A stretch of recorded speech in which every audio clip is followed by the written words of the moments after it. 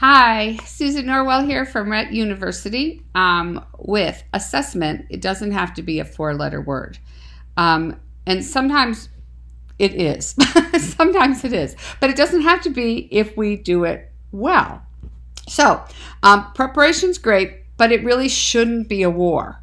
And sometimes we feel like we go into IEP meetings, particularly meetings where they're sharing data they've gathered in terms of testing. And you need some covering because we should all be prepared and we should all understand the issues around assessment. First of all, there's two kinds of assessment for eligibility or a 3-year review. Every 3 years they have to review eligibility, or curriculum-based or screening kinds of assessments. So the assessment for eligibility, typically they're going to want an IQ. Of course, we're not going to let them. I'll explain that later. Most states, it's not even required. So check your requirements in your state for eligibility. In Illinois, it does not require an IQ. It requires that people are able to gather information that is appropriate to that child to determine eligibility. And sometimes I think that's kind of a joke. It's like you have a kiddo with, who rolls in a wheelchair, cannot talk, cannot use their hands, and we're going to question their eligibility for special services? I mean, that does not pass the sniff test. There's a few things in here that don't pass the sniff test, but that is one of them.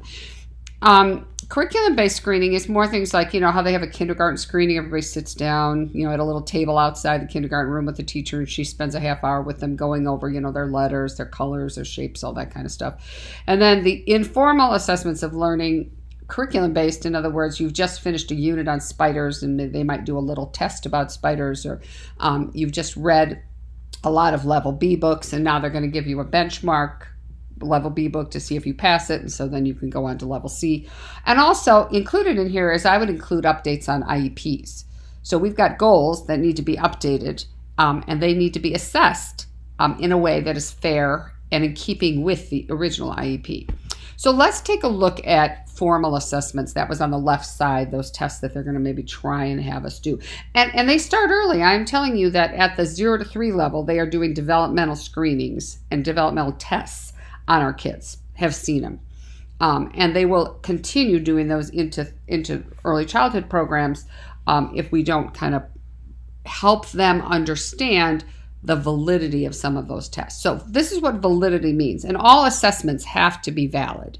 And validity means it is defined as the extent to which an assessment actually measures what it is intended to measure. So if I am measuring my ability to throw a ball and somebody asks me to kick the ball, that is not a valid measure of how well I can throw a ball. Now, if they're using motor-based tests to assess cognition, ding, ding, ding, ding, ding, that would be IQ tests, or a language-based test on a nonverbal kid to measure cognition, ding, ding, ding, there's our IQ test again. Those tests cannot be valid. There are 2 tests, the CTOTI and one other that I'm blanking on at the moment, that measure cognition for children who do not speak, but you have to move tiles around. And even those tests, I am not sure how valid they are. The other piece of it is, really, do we need an IQ to determine needs? And that's what the assessments are for. You understand, we're doing these assessments to determine needs so that we can write an IEP. So the assessment should do that, but it should not give us scores that are skewed because our kid can't do the motor tests. So in a systematic review of intelligence assessments in children with CP, there was a lack of reliability data, there was a lack of consensus regarding validity data, and there was a lack of population-specific norms. So there is really a lot of research needed to come up with any kind of psychometric measures for children with CP, and this has implications for Rett syndrome, because many of my kids with CP have way more hand use than my kids with Rett. They are not as apraxic as my kids with Rett. Some of them even have speech, which my kids with Rett don't have. So if they're having trouble assessing kids with CP, I can imagine that they're also going to have trouble with reliability, validity with these tests for kids with Rett syndrome. So we have to understand we've got research in our in our back pocket on this also. And plus, I still think we always need to ask whenever we're doing any kind of assessment, whether it be formal or informal, is why are we doing it? What's the purpose? So let's take a look at just this little slyness on even these developmental measures. So you've got this, birth 3 program that's using the DAISY, let's say. And they say, it's just a developmental test. Well, even just developmental measures are skewed. These are the cognitive tasks in up to 3 years of age. Imitates a physical gesture. Well, sorry, we're not going to do that. Looks toward an object or person when asked where they are. Well, if I'm having a particularly apraxic day, and believe me, I have a real hard time following commands, even though I darn know well where my mom is, I just can't get my head to look over there now. Looks for hidden objects. Well, gosh, I can't use my hands, so that's going to be really hard for me. Follows an adult pointing gesture. Well, I might be able to do that, but also it depends on how much dystonia I'm experiencing that day and if I've just had a seizure. Points to at least one body part. Ooh, dear, probably not going to do that. And I can use a writing attention to indefinite attempts to make letters, shapes, blah, blah. Oh, gosh, no. Now, all of those are motor tasks embedded into the cognitive tasks they should acquire. Wow. That puts us behind the 8 ball, doesn't it? That's not fair. And there's a word for that. It's not valid. It's not a valid score. So they should never be scored. A person can describe what they did and didn't do. A person can say why they didn't do things because it was motor based. But there should be no scores. I've had districts say, well, we've got to score it and then we can write a disclaimer. If you got to write a disclaimer, why got the scores there? If they're not valid and they don't mean anything because you've got to write a disclaimer, what's the purpose of having scores? So missing a developmental level here and there can make your kid look like they're functioning at 18 months and they're 7. And do those scores really reflect needs? Now, this is where it can get painful. I have seen an IEP where they actually took the items the child missed, like point to one body part, and those were their IEP goals. We're going to make the goals so they can pass the test?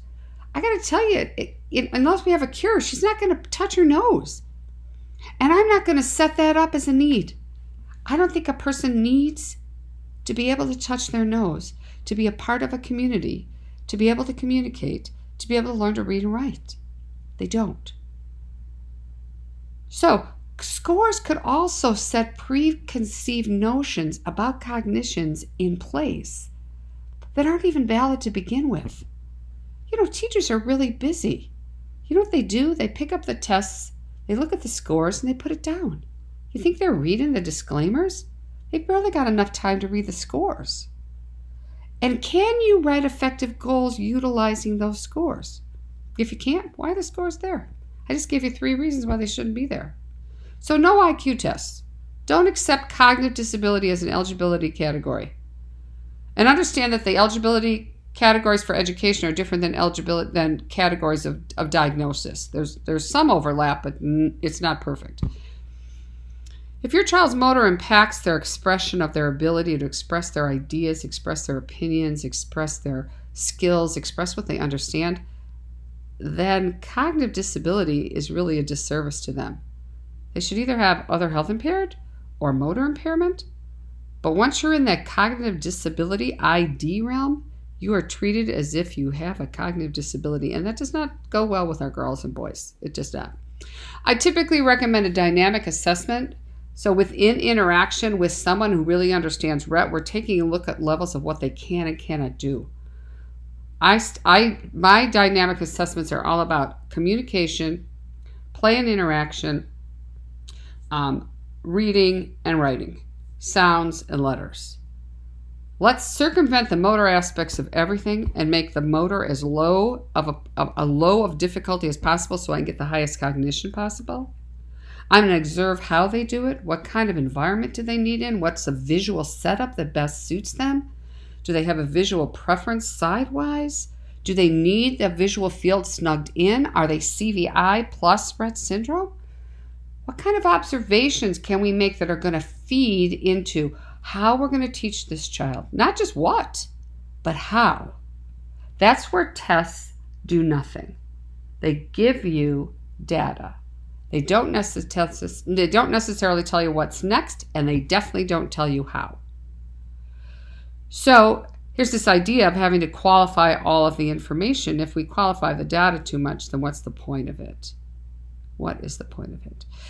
Curriculum-based assessments have to do with measuring goals or screenings or curriculum assessments to see what they've learned. So make sure your goals contain a specific way they will be assessed. I write SMART goals. They have to be specific. They have to be measurable. They have to be attainable. Measurable says how they are going to be measured. Exactly. What are you going to do to measure my kids' progress on their goals? They're relevant. That means I'm not going to have them have a goal for 8 years about how they need to know their colors, because to tell you the truth, maybe they're colorblind. And B, you don't need to know your colors to learn how to read, write, and communicate. And how relevant is that for anybody for 8 years? Not. And then time constraint is the T. How will what they're learning be adapted for their child? And how will the assessment piece be adapted for your child? And this language should be part of an IEP. All assessments will be off the device. The minute we start to throw testing items on the device and make them get to them, they're going to stop using it. They'll stop their growth and development in terms of learning to communicate, which is our number one priority. They're going to be done with partner-assisted scan, giving 2 to 3 choices. And staff should be confident in what the kiddo's yes and no is before they can assess. That's a real issue, because sometimes kids come into a new place and what's the first thing they do? Assess. They don't know the kid. They don't know what the kiddo does when they're saying yes. They don't know the pacing the child needs in order to feel successful and not emotionally overwhelmed. They haven't even established a relationship with the child, and now they're asking them right and wrong questions. Oh, gosh. We know that doesn't work for individuals with Rett syndrome. That's why there's an I in the IEP. We need to write things that say, maybe we won't do assessment right away. Maybe we'll wait until we have a goal that says we're going to establish a relationship with the child and learn their yes and no before we go assessing them. I'll tell you 2 experiences I'm having right now in this curriculum-based assessment. I think it has to do with kindergarten screening. So I'll go back to here. I know it has to do with kindergarten screening. So I've got one school out in LA, got a kiddo that I've worked with for years and years in early childhood, went and visited her early childhood program, flew to LA. I'm near Chicago. And now we've been doing remote since COVID hit, March, April. And she's starting kindergarten remotely, fully included. That gen ed teacher has figured out her yes, no, listens to what this child is saying on her device and responds to it. Wow, that's amazing. And then asked us, Mom and me, I have to do this screening. Here's what I want to know if Lily can do. Can you help me figure out how to adapt it? Oh my gosh, I thought I died and went to heaven. Then I probably should have finished with that one. Then I've got this other school where kiddos going into kindergarten. And now get this. This is different. Parents paid for me to go in and train this school in LA. LA at USD did not. Okay. This other child, I was paid by the district in their original district to go in and work with her in her preschool to help staff know what to do. Did a training at the beginning of the year, then supported them over the year with periodic visits. The new school where she's moved to, parents bought a house and moved to new school, met me at the IEP and said, oh my gosh, we need you to help us. Oh, that's great. They contacted me, same thing, did an assessment at the beginning of the year, periodically went into school, supported the staff. They communicated with me if they were struggling with something. We did problem solving. Great relationship. Then the special ed director changed. And I was hired again to come in, because I'm in the IEP, hired to do a training. And in the training, the special ed teacher explained what curriculum she was going to use, which is ULS, Unique Learning System, has a reading curriculum that goes against research. It uses text and icons together, which slows down the acquisition of learning to read. It's not accessible to her. The print is too small. It is not widely enough spaced. She cannot point to it as she goes. I put books on devices so that kids can actually read them and they can track the print and they can talk about them. It's got language embedded in it for them. And no, they're not going to do that. And their attorney told them that they don't have to listen to what I have to say. So we now have a kiddo in remote who, again, they asked me to come out and train the staff that's working remotely with her, looking at a screen where the teacher is about 1 inch by 2 inches, holding a yes-no board that this child's supposed to respond to. And I suggested to the staff saying, listen, why don't you use your yes-no board, hold it in such a way so that the teachers can see her eye movement, but she's got a visual processing disorder. She can't see this. And this has become a huge issue. So that the teacher said, I don't want people modeling on a device. It's going to interrupt me when I'm talking. So now we have two diametrically opposed situations. The same information applies to both. We still need to teach them how to assess appropriately. We still need to teach them how to identify the child's yes and no. We still need to keep explaining the ramifications of Rett syndrome. But in one case, we have fertile soil. In the other case, we're like trying to dig in a wreck. And that's, I think, what makes it really hard for parents. Because all your best intentions of sharing information can be either received willingly, even joyfully, even thankfully, and in another case, where 1 year you're like working as part of a team, and the next year it's like totally different. You're like, I'm just shaking my head. But still, the same things apply. It's just going to be a little bit more painful in the second scenario I gave you. Errorless learning of partner-assisted scan. We use partner-assisted scan and Best Yes to begin the process when they're little. I have little 18 months and 2-year-olds that I'm doing this with, and I'm using it errorless. Oh, do you want cookies for snack, or do you want pretzels? Do you want cookies? Yes or no? Do you want pretzels? Yes or no? You know, it doesn't really matter. It's their opinion. If they say yes to the cookies and no to the pretzels, and I give them the cookies and they fuss, and I'll go, oh my gosh, it looks like I misunderstood you.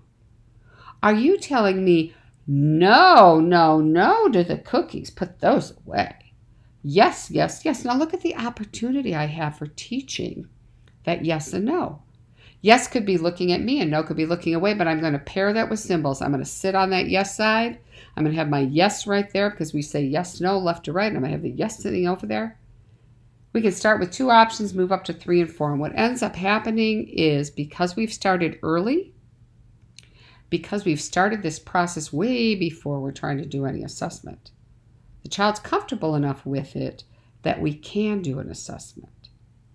So this kindergarten screening idea, to me, I think it works for kindergarten kids, but I think for our kids, it's like, oh gosh, somebody I don't know, somebody I have never met before is going to be asking me questions. Now, in this one case, this teacher's so lovely, I don't think there's going to be a problem.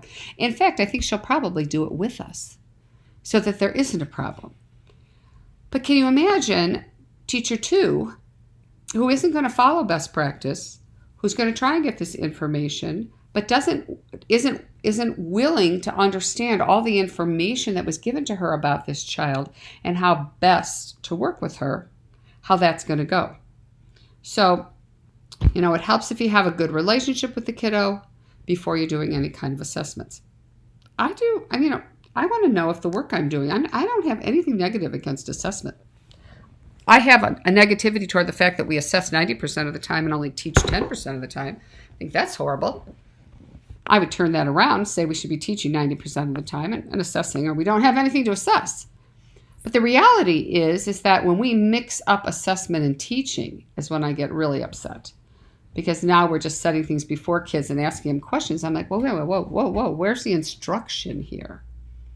And they go, well, this is instruction. I said, no, you're asking them to identify. That's not instruction. So it's really important that staff know your kiddo, know what their yes-no looks like. You can videotape and give them examples of it so that when they are asking questions, they have a way to do it that makes sense. So anyways, thank you for joining me in this short course about assessment. Hopefully it didn't scare you too much and it gave you enough information so that you feel like you're maybe not as well armed as that soldier, but that you have some information that you can ask questions about or you can support staff with, because I think for the most part, people would like to know how to do what's best. I think for the most part. And so it's helpful if we can help them know what to do that is most appropriate for our child so they can access the curriculum. And part of the curriculum is assessment.